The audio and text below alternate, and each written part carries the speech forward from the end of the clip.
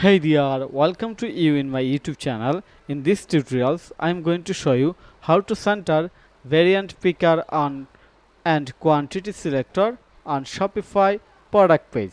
So, if you have started your online business with Shopify and you wanted to customize your Shopify online store by yourself without hiring any developer and without any coding skill, then this tutorial will be very helpful for you. So, let's get started.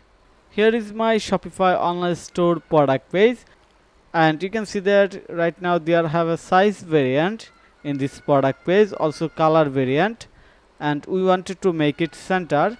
Also here is the quantity. Okay, to do this, first of all you have to log in your Shopify admin panel. Here is my Shopify admin panel. Then click online store. Then click on this three dot icon, edit code, search base, open base.css file, scroll down.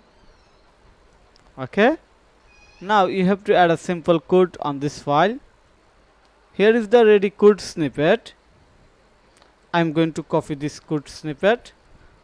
You will get this code snippet link in the video description, so don't forget to check out the video description. Okay, then you have to add this code in the base.css file. So paste, click on the save, asset save.